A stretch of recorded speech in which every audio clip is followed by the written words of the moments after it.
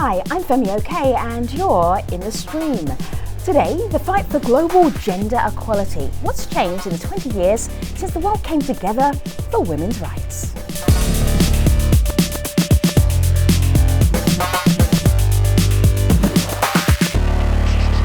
Our digital producer is Malika Bilal. She's always here looking out for your live feedback. Don't keep her waiting.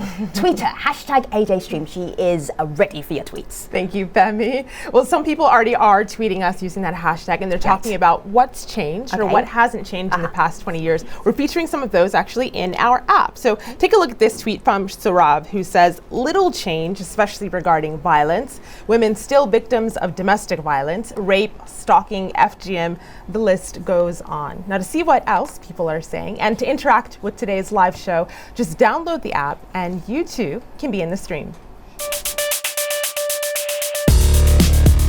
My name is Michelle Odette, a mother of 5 beautiful children and an activist for Aboriginal women. I am in the stream. It's been 20 years since the world came together to adopt one of the most progressive plans ever for advancing women's rights. If there is one message that echoes forth from this conference, let it be that human rights are women's rights and women's rights are human rights once and for all. Now, while there have been some achievements over the last 2 decades, it could be argued that most women are no better off today than 20 years ago. In fact, despite an extensive action plan to eradicate violence against women, right now 1 in 3 women still experience physical or sexual violence. So what's really changed in the last 20 years? Joining us in the studio to help us answer that, we have Irene Santiago, founder of Women Seriously, global campaign on women, peace and security. She's also at that historic Beijing conference where she was the executive director of the NGO Forum. In New York, we have Luz Mendez, a member of the National Union of Guatemalan Women. She also participated in the Beijing conference. Sophia Pierre-Antoine is a feminist activist and a WYCA program officer for Haiti. And Vivian Anano is a youth advisor for UN Women. It's great to have you here, ladies, in the mix. Let me start here on my laptop. Irene, I'm just looking at a picture right here. You're in a beautiful red jacket. You're looking quite intense. You're standing here at the opening ceremony. Can you remember what was going through your head at that very moment as you're standing there? It was big. Yeah. It was 30,000 participants. It's still the largest international gathering of women in history. Yeah. So that's what exciting. It was. But in your head, were you, I haven't slept for 5 months? What was in your head? No, I haven't slept for 20 months. Oh my goodness. I thought I was exaggerating here. I didn't know we would ever even have it because 5 months before the event, the Chinese government decided to move us from our venue in Beijing to a little town 1 hour away. What was the problem? Why did they decide to move you? Well, they didn't want NGOs running around the city. They didn't know what NGOs were. Right. And so they decided, they're just this group of activists who may say things they didn't like. Yeah. So they threw us away to a village, really a village, 1 hour away. So I was thinking, I didn't even know this was going to happen. This is, they told us we had no venue by the end of March. This is opening on August 30. So 5 months for the biggest international gathering of women in history. Right. Even a national conference, you need to know 2 years before where you're going to have a conference. Oh my goodness. Let me just play this a little bit because I remember watching this. But the feeling that I get right now, I know how significant it must have been. Have a look at this. It's just a tiny little clip, and you can see Irene here in her splendid jacket. I declare the NGO Forum on Women, Beijing, 1995, open! There you go. Irene is clapping there. Apparently hadn't slept for 20 months. Luz, you were also at this conference 20 years ago. What was it like being there? What was the atmosphere like, Luz? Well, for me, being there at Beijing was an incredible experience.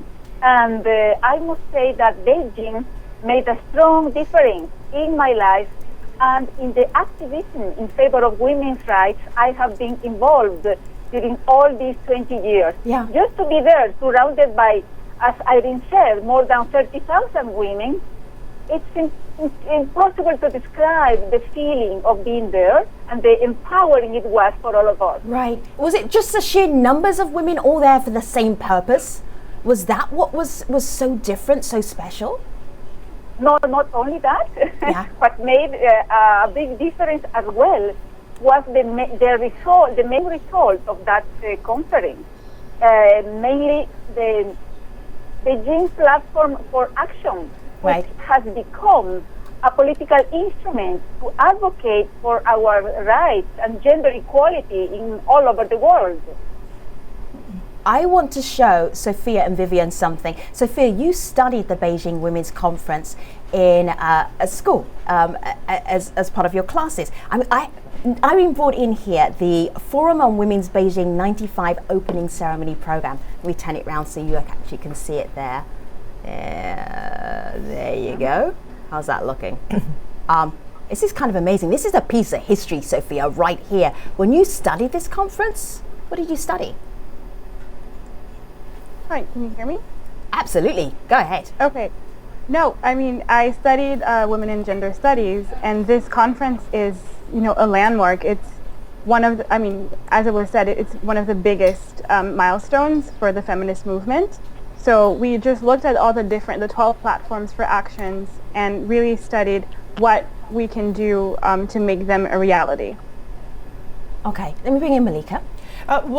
People are talking about this conference, even though they haven't been there, but they're talking about what a great watershed moment it was, and some of the differences between now and then. So take a look at this tweet from Gisu. She writes that one obvious change since Beijing is the role of social media, and the hashtag that's surrounding this is Beijing20, and that got about 10,000 mentions in just the past day. So clearly people online are talking about this, young feminists are talking about this, older ones, but what do you think the difference would have been, and what would the conference have been like had social media been around? Well, when we organized NGO Forum on Women, we were using, we were in the beginning of email.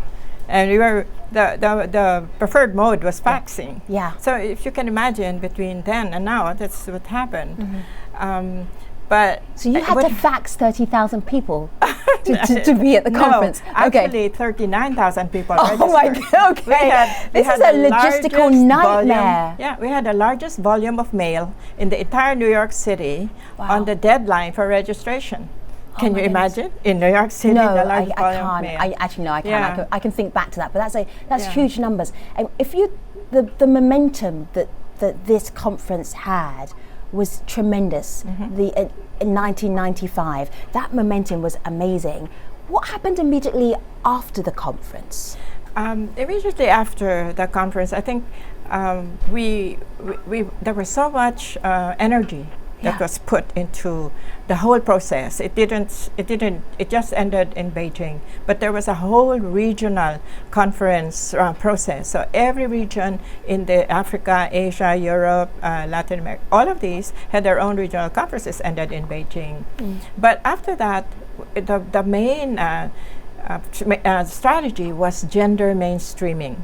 Okay. And to me, while I don't knock gender mainstreaming, which means that you put gender into all the institutions, the various policies. Can you give us an example of gender mainstreaming where everybody goes, oh yeah, I get that? Well, gender mainstreaming means that you look at whether you have a gender balance. You look at whether you look at the various situations of women in like say, are we training enough women? Are we including them?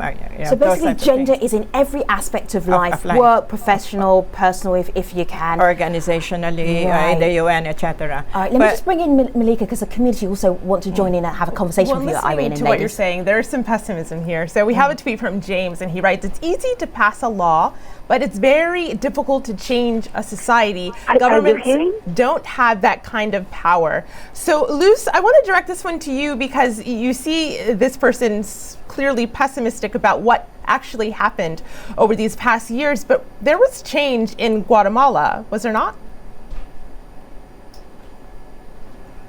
She's having. It looks like we might have lost Luz. So Yeah, I'd like to answer that though. Go ahead, Irene. Because that was my point. Is that when you look at barriers to women's full participation and enjoyment of their rights, there are three barriers: conceptual, technical, and political. And to me, what we started to focus after Beijing. We had a platform for action. We started to focus on technical, which was training, capacity building, all that kind of stuff. I'm not saying that's not a good thing, but we forgot the political. So participation without influence, that's the problem. So do you think that's where maybe some of the momentum just kind of fell away? Yes. So and we forgot. We forgot that we came out of a movement. Okay. And then we thought, okay, we have gender mainstreaming now. Okay. So everyone's talking about gender, so we can move on. Exactly. And then but this is precisely what James is saying. Right. Sophia, some of your work that you do, you're with the WYCA in Haiti. I'm going to show you a website here because as you look at the website, it just scrolls through the most beautiful little Haitian girls. And a lot of your work is focused on little girls, or as in UN speak or NGO speak, the girl child. So little girls growing up in Haiti. What was it that you can directly link back to that came out of the Beijing conference that now is impacting your work? I can hear you. The other laptop, I don't know what happened with it. All right, so that's Vivian. Let's close Vivian's line just for a moment. Vivian's going to come back to us. Sophia, how does your work connect up with what we've been talking about? Well, as I mentioned previously, the Beijing Platform for Action are sectioned in 12 different key points. Yeah. And 3 of the main points, I think, relate most to the work that I do with a young girl, with a girl child.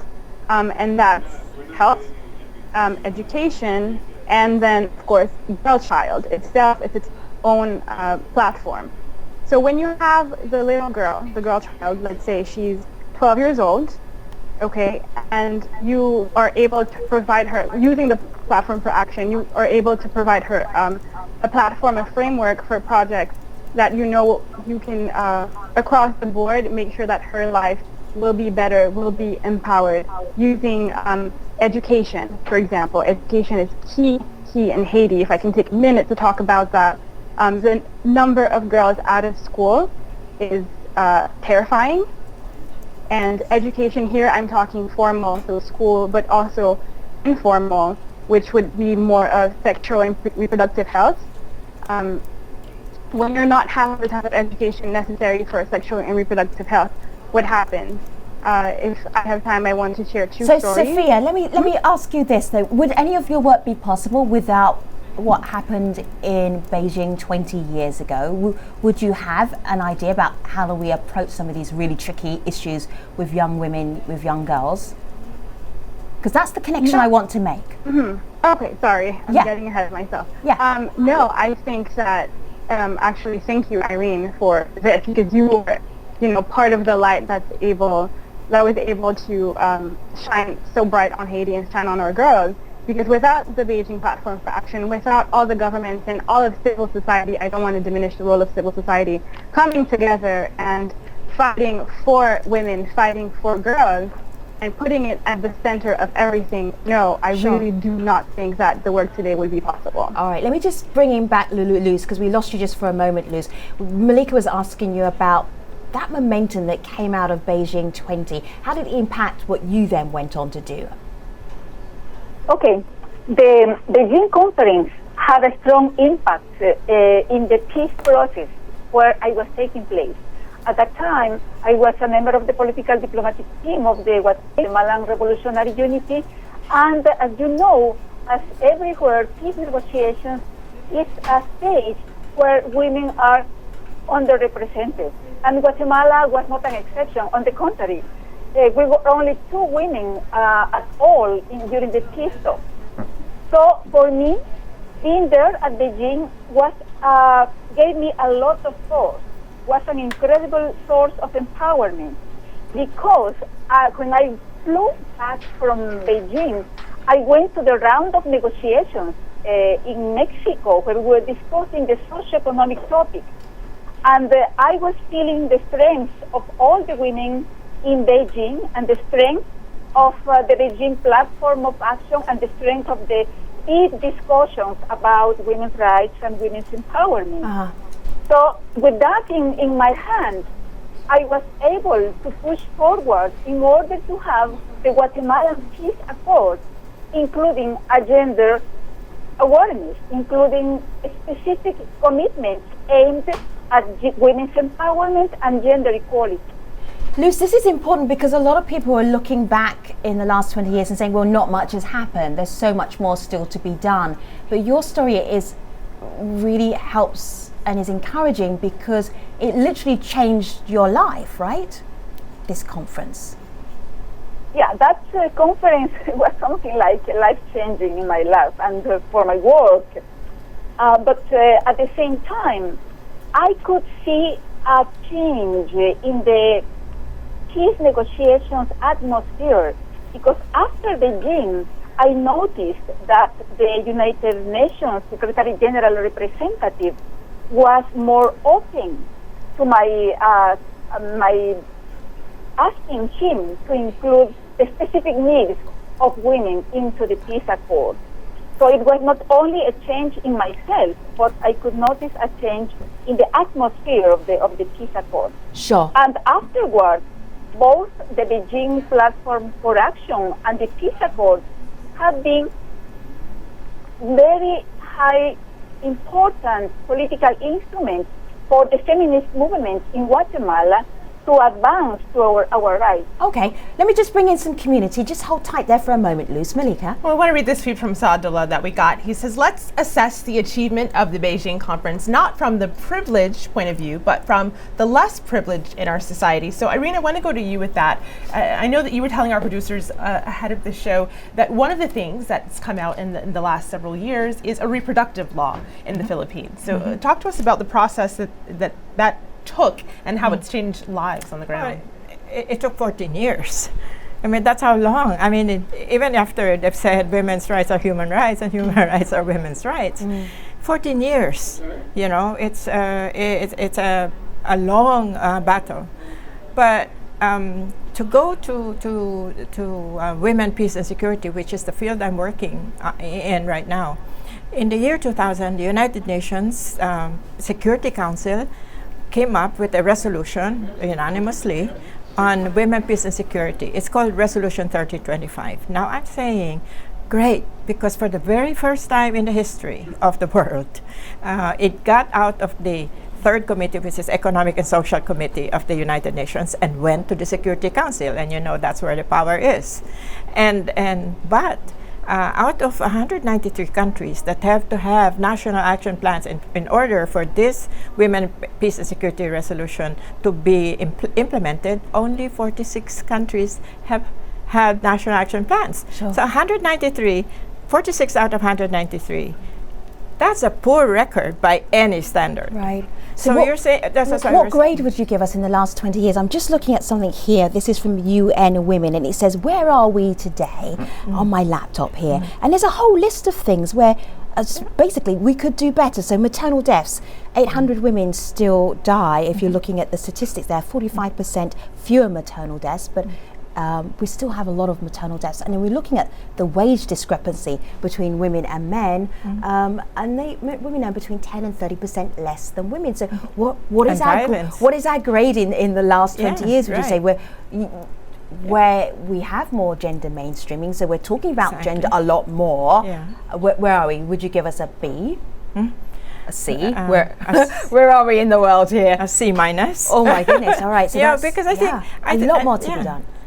It is gender equality is a very difficult field, just because it's not just a public issue. It's a very intimate issue. And sort of you don't have that in other issues that is also about intimate relationships, and that's why it's a very difficult issue to push forward, and that's why I have initiated this campaign on women seriously, because I really think that at the root of the problem is that women are not being taken seriously. Number one, either as victims or as leaders. If you're a victim, then you're not taken seriously. Oh, you're just, this is something that happens to women all the time. Whether it's rape in times of conflict, and the other one is leadership. Yeah. You know, we're not leaders. We're not war actors. You can't be at the negotiating table. Sure. So whether you're victims or as participants or leaders, you're not taken seriously. Sure. Malika? There's this tweet from Nafizi that I thought was kind of interesting, and it represents what other people online are saying. So he writes, feminism is quite abstract. It's an abstract idea to poorly educated women in less developed countries. A simpler version is needed. So, Sophia, of course, you are working with young women all of the time. How do you get the ideals of things like the Beijing conference and what we're talking about here today? How do you make that connect to people who may not know about the conference? That is definitely a very, very valid issue. Beijing and CSW, all of this is something that happens all around, you know, way over the world, the other side of the ocean. How does that affect the girl child in Haiti? Well, when you talk to, an adolescent girl, she is her leader. She's a leader. She's a survivor. She's a fighter. All the issues that we're talking about here today, this week at CSW, she is the one who's living through them, who's going through them. If you're talking about abortion, you're talking about rape, sexual violence, bullying, child marriage, all of these issues that can get lost in diplomatic talk, she's the one going through them, her sisters, her siblings. So we should not undermine their own experiences and intelligence, because they very, very much understand, and they very, very much support and want to fight as long as their voices are heard and included. And so, do you know what I mean? And to revert back to the question that Irene was answering, that's why the voice of young women is so important, to be heard, to have a seat at the table, especially when governments are writing legislations and laws, especially when NGOs and the governments are writing programs and projects, because they are the one living on the ground who know the real reality and how to have these projects impact them directly. Okay. Cannot be excluded. Sophia, and you mentioned the CSW, that's the Commission on the Status of Women, that's happening right now at the United Nations, where you are in New York. Irene, if you could, when we saw that picture of you standing there at the opening ceremony of the NGO part of the UN conference, if the NGO forum. Yeah, and if you knew right now what you knew then, what would you tell that group of women, those 39,000 women there, participants, what would you tell them to help them kind of lead the way? We had an anthem at the NGO forum, and anthem was a beautiful song that was written by Pat Humphreys, and the title is "Keep on Moving Forward, Never Turning Back, Never Turning Back." Right. And to me, that is what this is all about, because as I say, eternal vigilance is the price of freedom. You have to keep at it, not say that we've gotten it, we have a piece of paper. That's not the end. Yeah. So my usual I think challenge to young people, Sophia and Vivian, please listen. My challenge to you is to find your words, because my generation found the words, and there were only three. The three words were: personal is political, and that made everything a public issue. Domestic violence became a public issue. Reproductive rights became. There's in front of you, there's a compilation of some of the press that you had. There's a picture of you from 20 years ago. You're looking good, Irene. I'm going to say you're looking good. We're just going to catch a quick look of that as I wrap up. Why do you still do what you do? Because 20 years, you're still doing it. You're still going to conferences. You're still chatting. Why? Why? In a sentence. Because I cannot leave behind all the energies, passion, and commitment of the women that were there in the NGO Forum 20 years ago. All right, that Irene has Santiago. to be harnessed again. Irene Santiago, thank you for being part of this show. Luz Mendez, Vivian Anano, Sophia Pierre Antoine, thank you all guests. Let me tell you very quickly about our next show. Would a nuclear deal with Iran make the Middle East more or less stable? That is a discussion that we'll be having on the next 8-day stream. See you there. Thanks for watching.